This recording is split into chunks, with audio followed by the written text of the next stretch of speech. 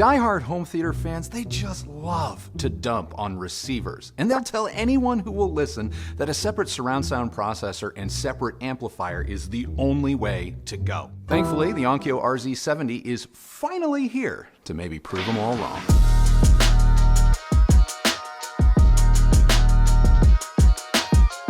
Let's just get specs out of the way. The RZ70 is a THX certified 11.2 channel home theater receiver that Onkyo claims is capable of 140 watts per channel via its Class AB amplifier, though I suspect those claims are with only 2 channels driven. Now, if you're here to shout at me, "What about all channels driven, Andrew?" get in line. The THX badge means that this receiver stood up to the rigors of third-party testing and is capable of recreating a true cinematic experience in rooms up to 3,000 cubic feet. The Onkyo is Dolby Atmos, DTS:X, Oro 3D, and IMAX Enhanced compatible.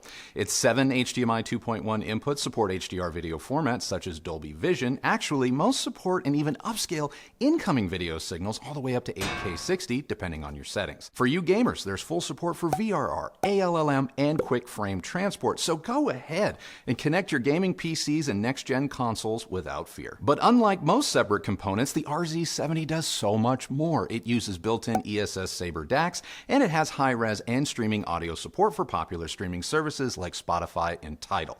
It also works with Sonos and will be room-ready with an upcoming firmware update.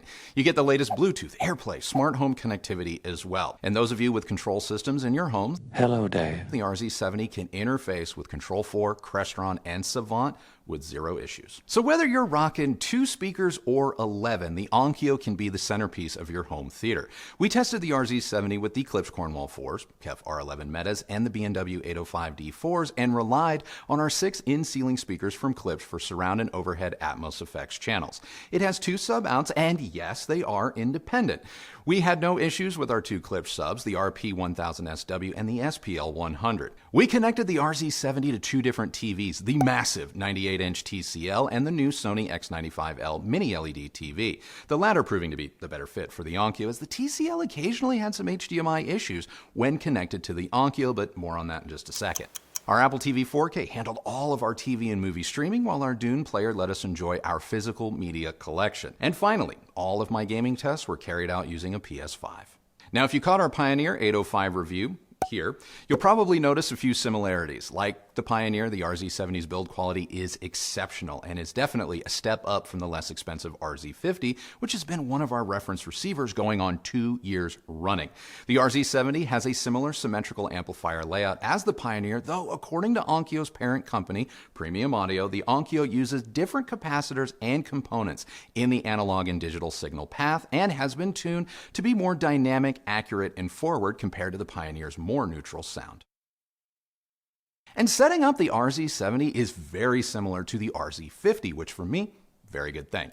The menus make setup and tuning pretty painless, but when it comes to who has the best menus in the biz, that title still goes to Marantz. I wish the 70 didn't output its menus in 720p, which caused some frustration with our TCL, resulting in me having to kind of dumb down the TV's HDMI settings to HDMI 1.4a in order for the Onkyo's on-screen menus just to appear. I didn't have to do this with the Sony, so I think it's actually a TCL issue and not an Onkyo one. Nevertheless, it happened. One thing I am confident people will be happy about is the included DIRAC Live, as in included in the RZ70's price. While Marantz and Denon charge upwards of $349 on top of their receiver's MSRP, Onkyo includes it out of the box, but you will have to pay extra if you want the optional DIRAC Live multi-subwoofer control. That's going to run you $499 to manage multiple subs. Now, before you go punching the screen yelling rip-off, know that the included DIRAC software still tackles subwoofer EQ. You're just not going to get the same degree of adjustability that you will with the multi-sub upgrade. So here's my advice. I would start with what's included. Really get to know DIRAC. Experiment with adjusting its automatic settings, and then, if you need more, snag the multi-sub add-on. Using our mini DSP U-Mic 1, which is not included, and my MacBook Pro running DIRAC software, I was able to dial in our speaker sound to our room and even save multiple presets inside the RZ70 that I could recall later using the remote. Straight up, I love the RZ70's sound. I 100% prefer it to the new Pioneer 805. We had both receivers in at the same time, and while I can appreciate Pioneer's newfound neutrality, I had way more fun watching movies, gaming, and listening to music. Yes, you can use an AVR for stereo on the RZ70. I immediately noticed three things when switching between the Pioneer and the Onkyo: larger dynamic swings, a more forward demeanor overall, and a tighter sense of focus. The Pioneer is still better spatially when listening in stereo, and in stereo has mildly better separation between instruments and performers, which no doubt helps give it a slightly more relaxed feel sonically. But if you want to just grip it and rip it, the RZ70 monsters the Pioneer. While on paper, the Onkyo has a bit less power compared to the Pioneer, it sure doesn't sound like it. This was especially noticeable in the bass. It was just snappier through the Onkyo regardless of the speaker. The Onkyo immediately reels you in, whereas the Pioneer, it sort of seeks to seduce. Now, which voicing you prefer is going to be a matter of personal taste, but me, I just kept coming back to the RZ70. But if you find that you need more power, the 70 has full preamp outs that you can use with a separate third-party amp, like say Emotiva's XPA line. Now, one area that may not be up for interpretation is intelligibility, specifically dialogue clarity. Kristi is no doubt going to have her own thoughts on the matter, but for me, Onkyo's more forward presentation keeps things crystal clear. The dialogue enhancements also don't appear to skew the tone of the Onkyo as much as they did the Pioneer, resulting in even greater clarity without introducing sibilance or a nasally quality to the mix. Where the Pioneer toes the line of neutrality a bit better than the Onkyo in direct comparison, the RZ70, it comes off as a little bit more mildly lean or cooler, but it's not the end of the world. Spatially, now I found the Onkyo to be almost equal to our SONY 7000 ES, especially given our all-in ceiling surround sound layout. There is a specific moment in Transformers: Dark of the Moon where the heroes are doing battle on the freeway with rockets and machine gun fire traveling front to back and side to side. The SONY places almost every one of these sounds in relative alignment with my seated ear height, as if my surround speakers were mounted further down on our wall rather than in our ceiling. While SONY still takes first place, the Onkyo comes in a respectable second, beating out the Marantz Cinema 40.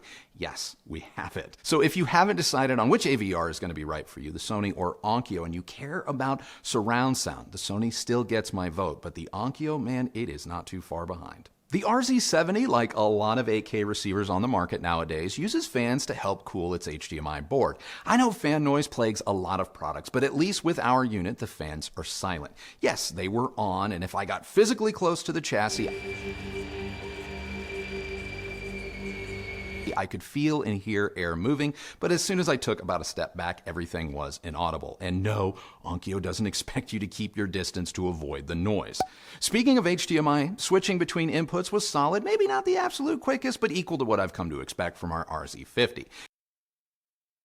Gaming in 4K 120 in HDR was also no problem for the RZ70, and when playing fast-paced first-person shooters like, say, Overwatch 2, I didn't sense any additional lag with the RZ70 in the signal chain. I still died a lot, but that wasn't the RZ70's fault. Now, hopefully, you haven't skipped ahead. If you have, you're missing important details I've already mentioned, so be sure to go back and watch from the beginning. Wrapping up my comparison to Onkyo's sister receiver, the Pioneer Elite 805, both are great, and honestly, I would be happy with either. But y'all didn't tune in to a soccer match. Here in America, yeah! There are no ties. While this may come down to a matter of personal preference, for me, this round goes to the RZ70.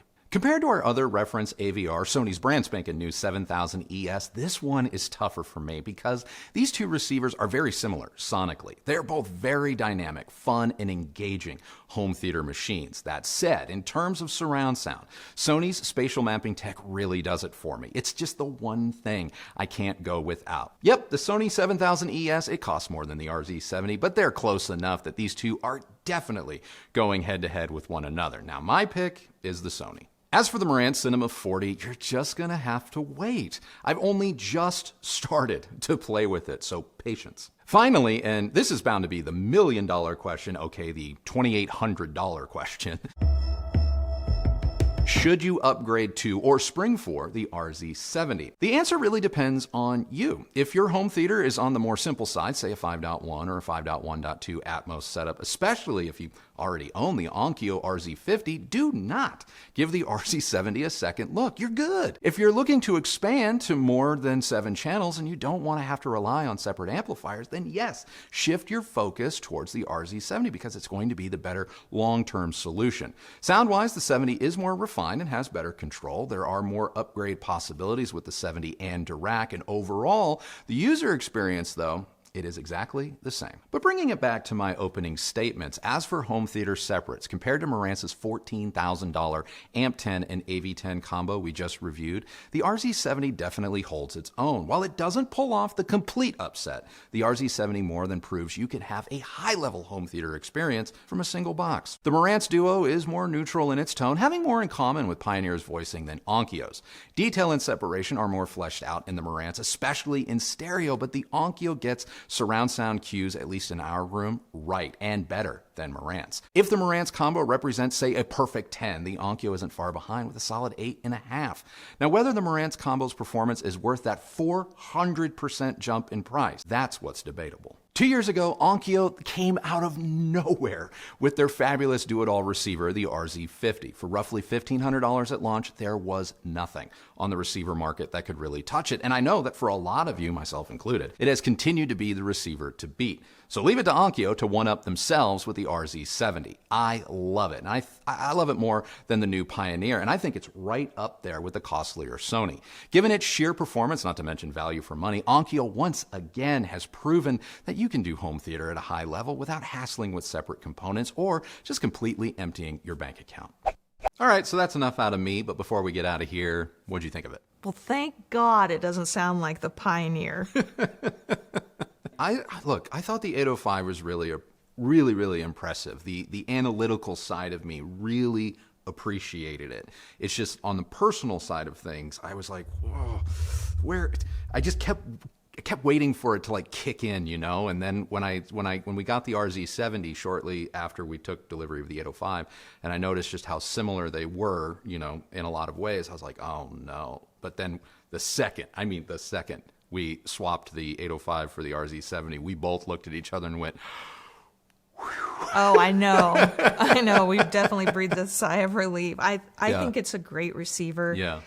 The intelligibility for me was really good. Mm-hmm. I thought watching movies were fun. Music sounded great too. Yep. Honestly, I have no complaints. Yeah. But if I had to choose between this and the 7000 ES, The Sony. Yeah, I'm saving up for the Sony. Okay. It just has something really, really special about it. It does. It's that spatial cue, just where it places sound in your room. Mm-hmm. It just does something magical. Yeah. I would love to hear from people that use the Sony, but they have their speakers on stands, their rear surrounds. Yeah. I would love to know if they feel it works as well. Yeah, I probably even venture to guess that if you have a more traditional layout, the difference in what Sony is doing may not be as great as what we experience. But for those of you, like I've said in many videos and even on live streams, for those of you that may have atypical surround sound setups, the way Sony maps your space and all of the extra information that you have to put into its calibration procedure really seems to deal with irregularities in a room spatially just a little bit better. But it's really close. It is. It's very close. With the Onkyo. Yeah. And like you, I really do feel that the sweet spot is still the RZ50.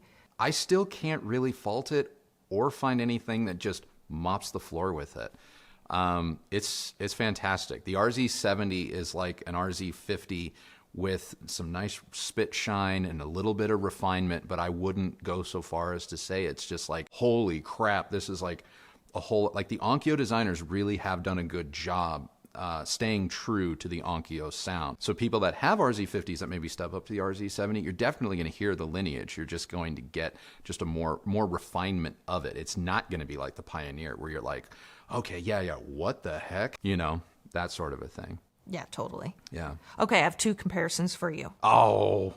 It's okay. It's okay. Okay, all right. I know that we're not quite ready to talk about the Cinema 40 from Marantz, but what about the Cinema 50? Because there's only about a $300 difference, so it falls within the range of where I can see people shopping for both. Well, they're actually 100% comparably priced, and good catch, because the Cinema 50 may have an initial retail price that's less.